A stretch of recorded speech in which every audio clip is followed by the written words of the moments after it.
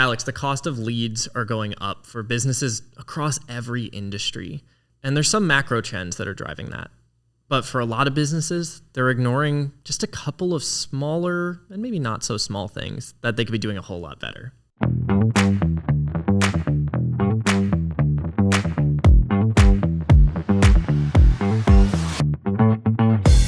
Join us for Impact Live 2024 in Hartford, Connecticut this October 14th through the 16th. Over 3 days, business owners, CEOs, and marketing and sales leaders will learn proven strategies to drive business growth.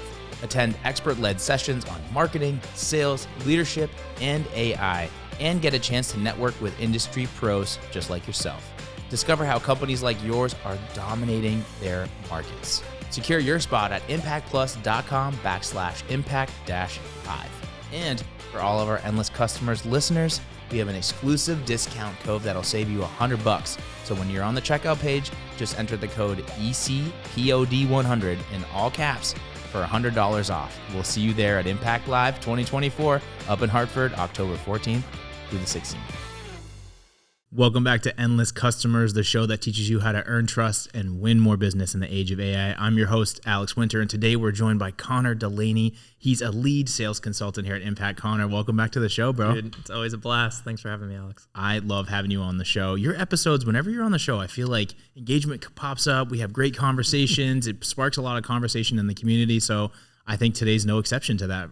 I hope so, man. But yeah, you're making me blush right from the start, so pressure's on. We'll make it happen. We're going to make it happen. So I've heard you mention that the cost of leads has an overall trend of becoming more expensive as time goes on, as we move into Q4 of 24 and into 25 and beyond. So what's a good place to start with leads and how much they're going to cost and what business owners need to be thinking about so that they can get a return on their investment? Yeah, this has been a trend across different industries, but also it's been something we've been hearing about for a while, that cost of leads are changing. And I would say that it's happening for different reasons. Like, obviously there's been this technology boom of the last, let's call it like 24 months or so, of AI has really come in and things are changing. The way that people search and find information is changing. The way that customers get in touch with businesses is changing. You know, an easy example that comes to mind is a lot of companies in like the home improvement space used lead aggregators, or it functioned differently.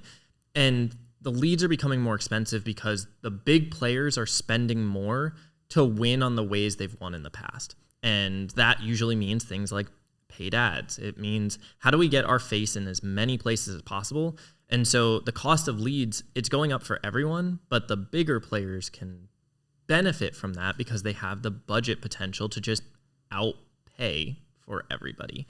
Does every customer want that? No. But as I think about why that's happening, I guess that's the bigger part of this conversation is if the big players are just trying to outbid, and if the way things are changing is influencing every business, why is that happening? Yes, AI is a big piece of it. Buying preferences is also a big piece. And this is what I've been hearing at past events that I've been speaking at or that I've been attending is people are catching up to the way that businesses are catching up to the way that customers are interacting with them now. I'm not going to say we were ahead, but I've had a number of businesses say there just aren't as many people when we reach out cold that are actually engaging with us. And I had a fun conversation at a recent event. It was with a owner of a SMS messaging company where they do like the automated messages you might get from, I'm a big runner, so I get automated messages from Brooks, or you might get them from, your local, if you had a job done on your house that I'm a guitar guy. I get them from Fender and from Gibson all the time. Yeah. So they're a company that does that for the home improvement space. Yeah. And they said in the past, one of their customers who does like bathroom remodels said that we used to be able to send out those texts and they'd probably get, let's say they send it out to 1,000 people. We'll keep it easy math. Sure. They send texts out to 1,000 people and then they might get, let's call it 10 to 30 jobs in a given month that comes back from that. That was, let's call it 5-10 years ago.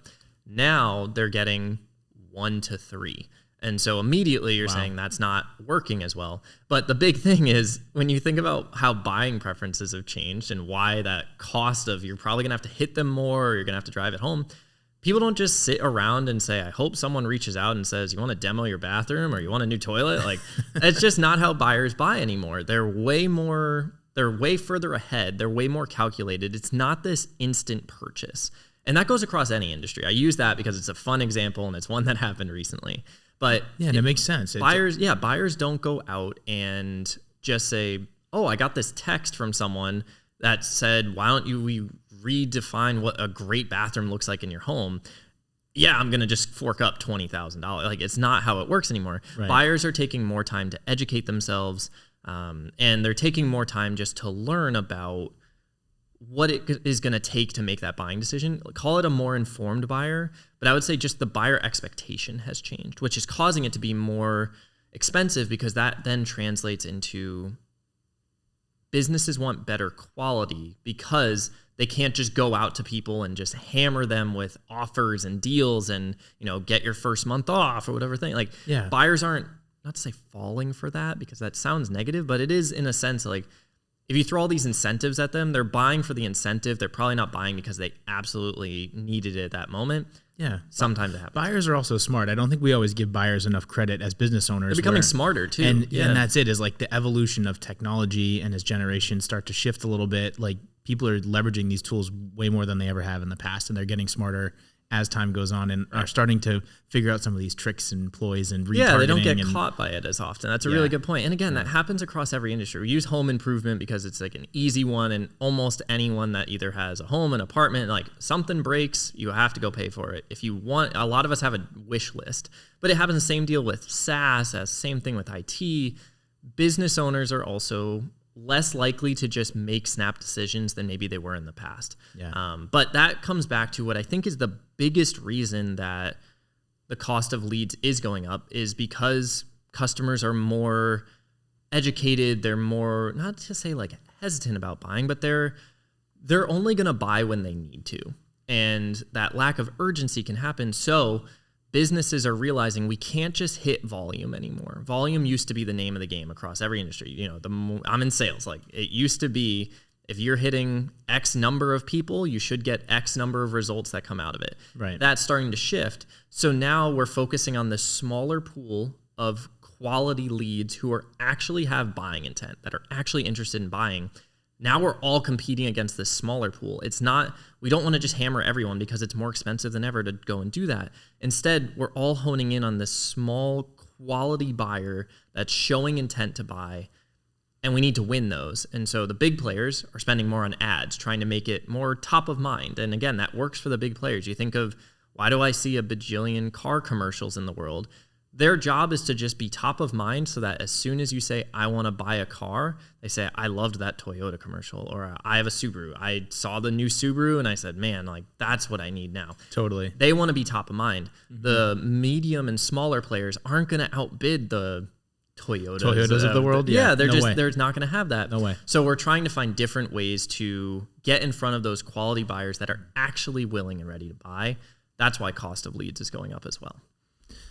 So it sounds like buyers' preferences are changing too, and they want to do more before being contacted. And we have this technology at our fingertips. I do it. Like, I'll just speak for me. I won't speak for other people. When I'm shopping and I'm buying things, I do a ton of research, and I love going on Google and going on Bing, and I'm going all these different, sometimes incognito. I try to do all these tricks to really see the best price or the best deal or get the best information that I can. And it plays into my buying decision and my purchasing decision. So you walked us through like the high level principle of it, and it makes total sense to me. And I think everyone can relate to what you're talking about. Yep. I'd love like a real world example or something. I'm looking in the notes here and you have Malamar. So I'd love to just hear a little bit about what happened with them. Yeah. So they were a team that I met at an event. Okay. It was, like I said, it was an event called the Pinnacle Experience, which is all like home development, home redesign. Like, they do big and small projects, anything from large remodels to smaller like fixer-uppers. Okay. And this team came to me and he said, hey, I'm having this company that we're working with who is struggling. They're using our software, but I'm fearing that they're just hammering their customers over and over and over again. And he said, like, they're hitting them 3 to 4 times a week. And it was Like, whoa, like that is, imagine getting 3 to 4 texts a week from this brand about your bathroom. Like, that's a lot. Let's slow it down there. Yeah. And he said, I'm just having a hard time understanding, how do we get them to realize that they're probably losing out on business there. But the biggest thing that he said to me, and I think this is what really resonated, and I think this is where a lot of businesses probably are today, is we've been doing this for a long time, and it's what we know has worked in the past. And so when we're not seeing all the results, we have a choice. You can either double down on what you've done before, or you can do something differently. And in our conversation, what came out of it was, this team only knows that this has worked in the past. They don't really know what an alternative looks like. Like they haven't tried really. They haven't tried anything because they haven't had to. Like, right. Business has been fine, and it's now working. that it's not, they're realizing there's a lack of diversification. That's where a lot of businesses struggle, is they have this idea of what works in their industry and they stick to it. And instead, what's happening now is you have to be thinking differently, because for some businesses, they're going to feel this cost of leads, or you can use like CAC as a really popular metric of customer acquisition cost. However you measure it, it's probably going up. It's probably requiring more time, more energy, more resources to get that lead to go from I'm curious to I'm interested in buying to I have intent and I have the willingness to buy to I become a customer with you. Right. And again, that goes across every industry that we've worked in. So as I think about that example in particular, the key was they are spending a lot of time and energy and resources on the things that they know have worked in the past, but they're not getting better results out of it. So instead, what's happening is they're just spending more and more and more and not getting better and better and better, instead of saying, I need to find different ways to generate leads, not just hammer them over and over. Yeah, it's a good point. It makes me wonder too, like at what point as a business owner or as a marketing leader, even if it's been working, and then it's maybe you're not getting quite the same results and it's slowly starting to go on that downward trend, right? Yeah. I would do the same thing. It's like, let's just throw some more dollars at it. Mm-hmm. Let's double down and see if we can shift the tide. But when do you have to make the decision, like, okay, we put dollars at this more than we have before. It was working. It's still not working. Like, when do you rip the Band-Aid off, or like really make the decision, like, okay, now we need to experiment and try something else? Yeah, I'll actually share an example that I think explains this well. And it's with a team that I've been talking with over the last couple of weeks, and they've been in contact with Impact for the last several months. So this team, they're located in Texas. They do courts, like imagine like an upper scale backyard. They might have like a tennis court or a basketball court, like cool. Mostly residential, but they do it for like a certain income bracket, you can imagine. Sure. You don't have a tennis court? Not yet, man. I'm working on it, but not yet. You and me both. You and me both. No. One day, but probably not. But the biggest thing for them is they've actually been doing really well. And, you think of the emergence of pickleball and other sport. And COVID was a huge factor in this too, of people are home more. They're more willing to invest in the home that they're at because maybe they can't go to the sports recreation center down the road. Sure. So they started investing in, how can I do this at my home? And if you can afford it, that's amazing. That's really cool. And for them, they're doing really well because the macro trend of it all is trending upwards for them. The market in the entire country is going up and to the right for pickleball. There's a demand for it. Yes, there is. And in their conversations, there's been this conversation of like, is there urgency to make a change? And for them, they said, we've already projected it out. Next like 2, 3, 4 years, this is going to go from up and to the right to slowly plateauing to likely going back down a little bit. Now, is it going to die out? No. But when I think about what we're talking about here today, the telltale signs that they're seeing is they've been in business for, let's call it like 40, 50 years. They've been doing this for a long time. Sports are going to shift and evolve and change. For them, they could sit back and say that they're feeling fat and happy. Instead, they're saying, how do we get ahead so that as soon as that plateau starts to happen, we're not reacting. We're already in place to be doing that. That's where a lot of businesses get stuck, is to the example with Marlamar and the client that they're working with. And again, Marlamar is a really cool tool. I've met them. They're really great guys. That's Andrew awesome. Runs the team. I'll shout him out briefly because he's a good friend of mine. Andrew. But the big piece that they're realizing is they didn't have a backup plan. And not even a backup plan, like they didn't have alternative strategies that they could be leveraging and trying, and they didn't diversify their lead flow. for a lot of businesses, they don't, because the things that are working, they just double down on it and triple down on it. And that's where I think a lot of businesses can win today, is if you begin to diversify. And that's not saying have 10 different levers you're pulling. That's saying find 3 to 4, maybe 5. And that includes things like referrals, word of mouth. Those are, let's call it 2 different ones. And then there's the conversation of, do we have outbound resources we're doing? Things like billboards, things like paid ads. Do we have more inbound focused things of, do we have downloadable resources? The more that you can have different avenues for people, the more you can monitor trends and make shifts. So you don't have to shut something off and do something drastic. Instead, it's saying, here's what we found over the last quarter. More and more people are purchasing on the digital side than they used to. Let's put more effort and time into that.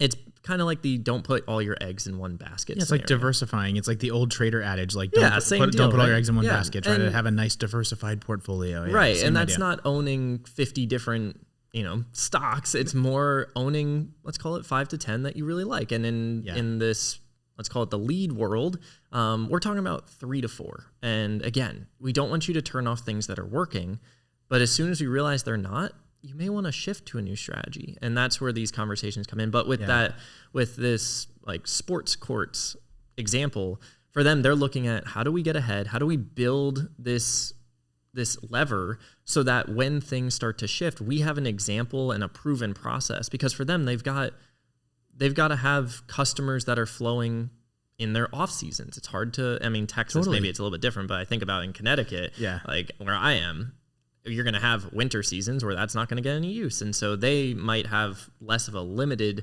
time to sell and to service, but they just want to get ahead and they want to be more proactive than we are. No, seasonality plays into it for sure. And it even reminds me a little bit too of like the Peloton model. I know it's like a famous example, but Peloton during COVID exploded because same thing as that's the courts. A really good example. Everybody was home. Everyone's kind of and Peloton still Peloton too. So they're great and I love them and they clearly make great products, but they had a huge influx, a huge spike for a year or two there, and then it tapered off. Now that people can go back outside and life is back to normal, it's not to say that they still don't have decent sales, but I'm sure they had to experience some of this too. So my question, is like, there are dips depending on like COVID or natural disasters. We're also in an election year this year. Right. What other like types of factors play into what we're talking about with leads, and like how should you start to think about and approach that as a business owner? Yeah, as a business owner, I'd break it down into 2 buckets. Okay. There's the macro bucket, which is more of what you're talking about. There's pandemics, craziness.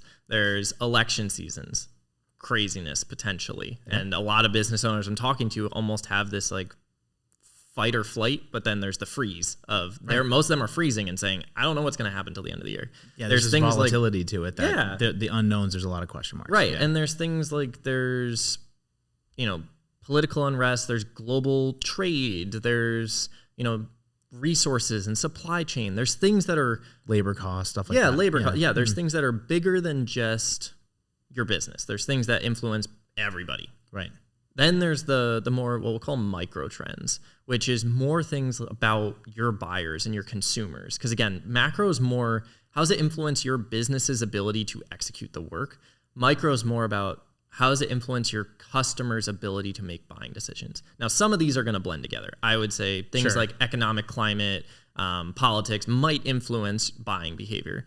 But a lot of it comes back to, there's things like buyer fatigue, where customers have so many options and they're getting hammered with so many things that they maybe just don't make a decision at all. And maybe it's buyer indecision, maybe it's buyer fatigue. Sometimes research can bite you in the butt if they feel like they've done so much work. And this is actually a good example. I was talking with a pool company that we work with, not River Pools and Spas, if you're a Marcus fan, different pool company. And they said that a lot of their customers that talk to them talk with 5 or 6 different pool builders. And by the end of it, there's a good chunk, maybe 20, 30%, who don't buy a pool at all. And they say, I just had so many different people pitch me different things and bash each other that they ended up just not buying anything. And they said, we can just wait. There's a lot of that happening in the market too. Yeah. And a lot of that comes back to, are they educated enough to make their own decision? Or are they hearing it from 5 or 6 or 7 different people? Because when you hear 6 different stories, everything changes a little bit. You think about like banana phone. When you're hearing the same message from 6 or 7 people, by the time you get to the end of that line, the story sounds a little bit different. And maybe it sounds less enticing because now you don't know who to trust. You don't know who's right or who's wrong. And you end up having to go back and maybe sit in front of your computer and try to make a better decision through that. I don't like that idea for buyers. I would rather give more to a buying audience and say, when you're ready, I want you to make your decision. That's obviously what Impact believes in, and that's what we help coach and train on. Right. So it's a slight bias. I'll raise my hand and say that. But at the same time, I think about the alternative there of if buyers have to spend so much time having 6 or 7 people in their home, or if they have to have calls with a bunch of people, they're really just expecting pitches. And that's going to lead to you're spending more time and energy talking to these people. It's probably not going to be that, go in, they're really excited about working with you. They're probably looking for, here's the lay of the land. I've got 7 pieces of paper on my desk. Which ones do I want to look at and which ones do I want to put away? Yeah. As soon as that starts happening, that's when you just become another number. And that's not a good position to be in as a business, because usually that's where things like price gouging comes into play. That's where, and maybe this is like a personal thing, but like I hate the idea of like bashing other businesses to win the business. I do too. I just think it's not a sustainable strategy. And I think a lot of buyers, whether you intend it that way or not, read into that and say, well, if you're willing to do that, I just get a weird sense from you that that's how you're gonna, that's how you look at the market. Yeah. I'd rather grow and have the best man win than be the person that says, well, they're pretty crap. Unless the results speak for that, but that's true. That's true. And there is a line, like I get what you're saying, where like if someone's looking out for me and is like, hey, you really don't want to go with these people because of X, Y, and Z, and it's true. That's different than like they're basically just trash talking because they want to win your business, and they'll say whatever they have to say to get you to sign. That gets into the grimy category for me. And also for an end user, if I'm the buyer, I'm listening to you tell the story. If I'm the person that's looking at 6 or 7 different companies and I have all this stuff, I'm already like getting anxiety thinking about just that situation. Yeah, so, think like, about the amount of decisions. Like if I was going to break down how these micro trends influence the way that we buy, like think about the number of decisions a buyer has to make, and to actually make a buying decision, how to become a customer with you. The more you can do to simplify those buying decisions, you don't have to get rid of them. But if I was going to break it down, I'm trying to think of like an easy example. Maybe it's things like, maybe we use that sports courts example, because I think that it's an interesting company and it's top of mind. Yeah, I want a basketball court. Let's go. Yeah, let's use a basketball court example. So you start with, I like basketball. What are the things that I need to know? They need to decide, do I have the budget to build a basketball court? Do I have the time to use it? These are all decisions that start to happen. That's all, and again, there's a lot more. Budget, time to use it, longevity to use it. Do I have the right space to use it? I was going to say, where do we put it? Yeah, where do I put it? What do I need? Like, what materials do I need? Like, there's so many things that they have to decide on. And usually there's options for things like this. Mm-hmm. Then they get into, okay, I have a want or a need or a desire to do this. And building a basketball court, I'm going to say there isn't a like need of like, if I don't have this, my life's gonna be ruined. Like people that are building a basketball court, it's gonna be a different story. It's mostly for pleasure, I'm guessing. Yeah, right. Mm-hmm. But then it goes, okay, so I have all these things, I can check these boxes, I've got the space. Now I've got to decide who is gonna do it, which takes a lot of effort. How long is it gonna take to build it? Right. How much is it gonna cost from these different people? And like, when can we get started? There's all these different buying decisions that a customer is making. And again, it's like, that's one example, but every business is going to have that. It's like, what else so this would be a great one. Like, what are the alternatives? Maybe I want a pickleball court instead of a basketball court. Can I do that? Mm-hmm. Maybe what if I could make that a pool instead of a basketball court? Like, then you're starting to evaluate alternatives. Like, the decisions are being made. There's constantly different decisions being made in the sales process. And then they reach out to you. And then you're having to have, okay, do I like these guys? Do I have another person that I want to talk to? You start going through all these different decisions. And let's say my job in that sales process is to just try and alleviate all the stress that's building up on you because you're about to make a significant buying decision. It's the same deal with a car. Maybe cars would have been a better example now that I think of it, but it's like, there's all these different brands, there's all these different makes and models, and does it have all-wheel drive? There's all these different packages. Like, there's so many buying decisions, and your job in the sales process and your job as a business is to simplify that by giving them the information they need to make those initial buying decisions, where then when they want to contact someone, they're saying, I want to contact Alex. I don't want to contact Alex, Connor, Sam, Austin, and Mike, because I don't need 5 options when I want to find a way to work with Alex. Right. I think that's the difference there. And again, that comes down to trust, that comes down to education, and that comes down to eliminating buyer fatigue, which I think is what's causing a lot of cost of leads issues too, is buyers just taking longer to make decisions because they're more hesitant to buy than ever. If you can get them excited about it and seeing the potential, they're not going to want to talk to other people because they're just going to want to talk to you. Right. Well, and that goes back to what you were saying earlier about like the old spray and pray, where you just throw a bunch of money and see who's going to come in. Because then ultimately your sales team and your business is going to have to work harder to go through a lot of potential customers that are doing exactly what we just talked about, that aren't sure, that are indecisive, they're not ready to buy. It causes a whole ripple effect, right? Yeah, it can. So for bigger companies that are spending a lot on ads, does it make it harder for smaller businesses? Because it sounds like you're saying like there's only so much real estate in the market. And then once people are buying up all this ad space, what's left for the little guys? So what does that look like, and what can small businesses do to still have a stake in the game? Yeah. Obviously, it feels like for the companies that were using paid ads in the past, it can feel more daunting than ever because now it feels like we're spending more and more and more. But I'll share an example because I think that paid ads is the easy one to point a finger at and say it's more expensive.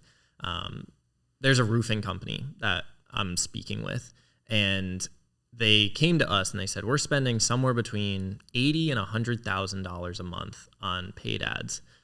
And I asked him, like, so take me through why we're investing so much in paid ads. And he called it the necessary evil, which I think is really fascinating. But what I had him do next was, okay, go to Google and show me how, if you searched, and I'll use a very like they ask you answer impacty example of like, how much does a roof repair cost? I had him go search that. So a big 5 type of question. Yeah, a big 5 kind of question. Okay. And I said, go to Google and then show me the result you'd click on.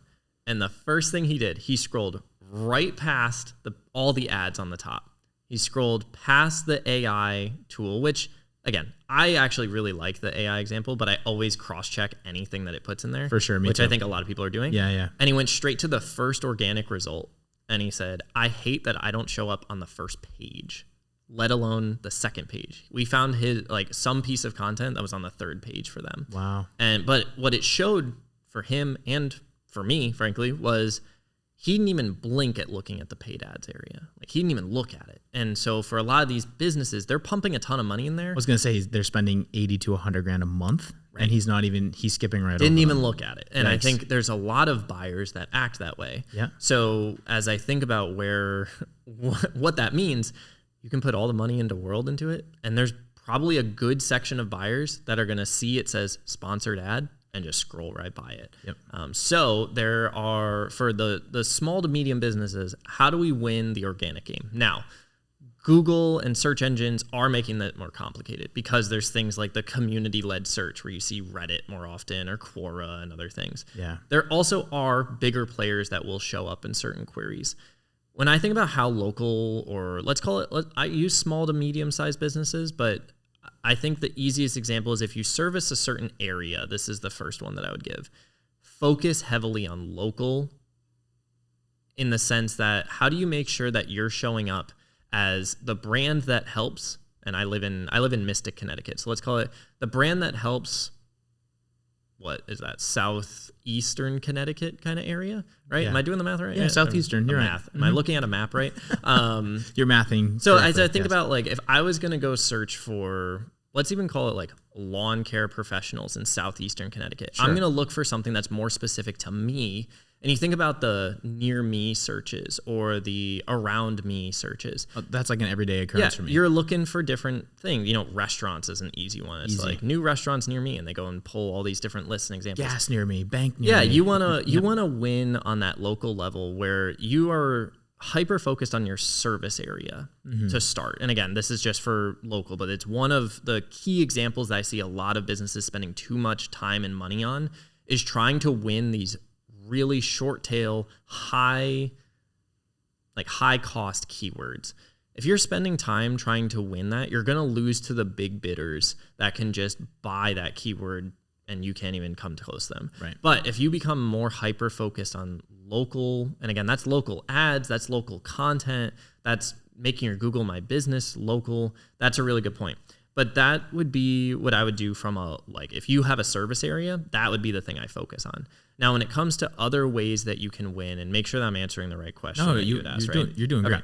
Okay. When it comes to maybe you're a national brand that can service different things. If you want to win in organic, you've got to focus on conversion focused keywords. Things like I was going to say, what is that? Yeah. Let's break that down for our audience. So when I think about organic search, and again, this is rapidly changing. So even by the time you hear it, this could be slightly different than the way that I look at it. But I would rather look at, so let's think of a fun example. Maybe we go back to the cars one, but that one's kind of not as fun. Yeah. Any examples that come to mind for you? Any where we'd be talking about a national industry that you can be servicing? Would hotels work?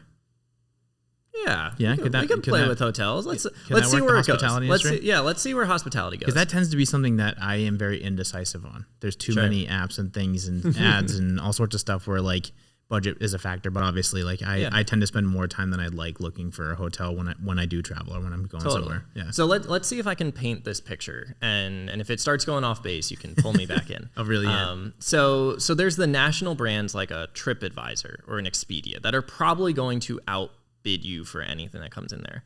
So when I think about how do we show up organically for that, let's say I'm this local travel agency that works just in the New England area, maybe even just in Connecticut. So as I'm thinking about how do I win there, I'm going to want to focus on things like there's probably some seasonality that I'd want to focus on. So what are the best Connecticut towns to go hiking in the fall? You want to win at hyper specific, okay. But also, so that's maybe not a business thing, but that would be a hyper specific example. When I think about what's a business case for my little boutique travel agency, sure, I'm probably thinking about how to plan, how to plan your ultimate fall destination or trip, who to work with. I don't have a great example, so I'm going to just stick with it, but you get the idea of you want to get hyper focused on organic keywords that show actual intent. If I just said Connecticut hiking trails, that's really and again, it's a funky example. No, but it's true though, because every state has hiking trails. Right. So what's the differentiator? Think about it from your business's perspective. There's probably the Connecticut hiking trails keyword for you, and as I think about other business, it'd be in-ground swimming pools, or another keyword might be ERP systems, super top of the funnel, really introductory. Maybe they're just searching for something out there. But then there's best hiking trails to see the beauty of Connecticut in the fall. You can really start narrowing it in. There's probably not going to be nearly as much search traffic for that. Maybe Connecticut's gorgeous in the fall, so everyone just come visit. The leaves are starting to change. It's gorgeous. But that's where I think more businesses can start to win, is when they focus more on those small organic, maybe you get 50 searches a month on that instead of the 500,000 you might get for Connecticut. Right, but the 500,000 you might get 1% that actually reach out to you. That even find you because you've got all those national players. But if you can narrow it in, and again, stick with the example as best as you can think about your industry and say, if there were 5 people that ever searched for this, they would be the 5 people that would all buy from us. Yeah. There's an example from our friends over at Industrial Packaging. I haven't spoken about them in a while, and they were a team that we worked with for a while. They do the bubble wrap. They do the industrial B2B manufacturing for packaging materials. And their content manager at the time, his name is Nate, had shown me this article that got, I think it was over $250,000 in attributed revenue in a quarter. It had 3 views on it, and 2 people became customers out of those 3 views. It was some crazy number like that. Wow. But it was so hyper-focused that the one customer that bought for them, I swear, it was something it was a $200,000 order. And I'm sure Nate's going to come in the comments because he listens, and he's going to be it was actually this. And blah, yeah, blah, blah. Nate, you got to tell us what actually happened. But I love the example only because if you say to your boss, we only got 3 potential leads from this article, that doesn't sound very good. Right. But if those 3 leads all made a purchasing, or 2 out of the 3 did. And what he came back to, and the story, like where the story comes from, is he said, I only got a handful of views on this article in a given month, but it generated all this revenue. And he said, word for word, a customer told him, you are the only person that even showed up when I searched for this keyword. Like, there was no one else there. And he said, just the simple fact that you were even talking about it told me you guys actually understood what we would need. Wow. And it was like some kind of comparison article about, I don't know, bubble wrap packaging versus another kind of packaging. It was something like that. Yeah. But it was mind blowing to me because it was like, imagine if we could find all of those hyper-focused organic keywords within that.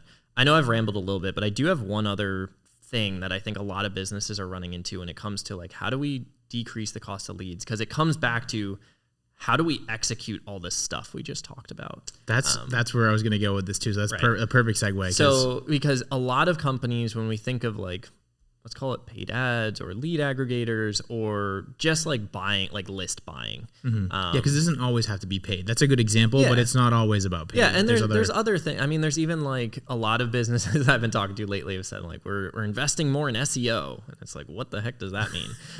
Because SEO is as broad a stroke of a term as anyone's ever heard. Mm-hmm. But the last piece that comes to mind for me is you have to be able to own some of this in-house. Because it comes back to like when we said diversifying your lead flow and how do we build that out? If you don't have the ability to quickly make changes and decisions, you're probably going to just keep running into the brick wall that you can't break through. Because if you have, let's say you've outsourced it, and I'm not saying you have to go exactly down the they ask you answer route, which obviously it's like we talk about a lot. We have certain hires we recommend. But I think just having a marketing team in-house that can actually make changes to your website, that can update email copy, that can even sometimes manage your paid strategy and be able to make shifts. If you can't do that in-house, the outsourced partner you're working with is probably not going to work fast enough. Now, there are a handful that I've heard personal stories of that do great work and are really good at that. But a lot of them take a lot of time. Typically, that's not the case. Yeah, and it's slow moving, or you're committed to a contract that you have to run this way because they believe it's going to work for 6 months. You know, there's a team that I was speaking to recently that they do the little envelopes for, you know, speaking of hotels, and like you check into your hotel, you get the 2 like key cards for your room, and you get the little envelope. Yeah, they make those envelopes. The little folder thing. Yeah, so they make those envelopes. And the team came to us and they said, we redid our website and now I'm sitting here and like nothing's really changed. Like we redid the site and I thought everyone would just come and convert, but we haven't seen anything in 6 months. And the partner that we're working with recommended that we spend more and like that we just pump money into paid ads to get more people to the website. And unfortunately we hear that a lot, and every once in a while it works. But the big thing that came to mind is he had no intention or way to do that himself. And so he was coming to different partners and saying, and partners as in agencies and other groups, marketing firms, saying, how do I actually make something happen? And when you're focused on outsourcing this and trying to solve the problem outside of your business, you're typically just like grabbing for straws and hoping something sticks to your hand, like that you can hold on to it, rather than having the ability to say, let's try this. There's not a lot of partners that you're going to work with that are going to say, okay, let's try it. And because when you're outsourcing, everyone's got the solution and they may not have a framework for it. They may not have a way to show it. I would rather say, I'm going to hire 1 or 2 people and their full-time job is to make our marketing engine and to build our sales funnel every single day. That's a more efficient way, and it's going to allow you to be more flexible too. Yeah, and it's when you start talking about some of these budgets, you were mentioning the $100K a month budget. That's more than enough money to shift some of that towards hiring a full-time person. Yeah, it definitely can be. That's plugged into your company, that knows the culture, that knows the products, that knows the services, that's got their finger on the pulse. And you don't have to submit a ticket every time you need to change something or do something. 100%. Yeah. We've covered a lot of ground. We have. I'm going to ask you a tough question. You ready? Okay.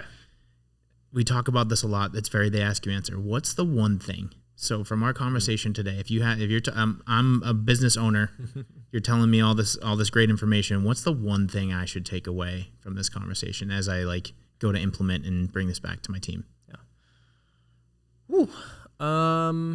Okay. the one thing that I would want anyone in our audience to hear and take away today is that buyer preferences are changing, and it's the biggest driver of the cost of leads going up.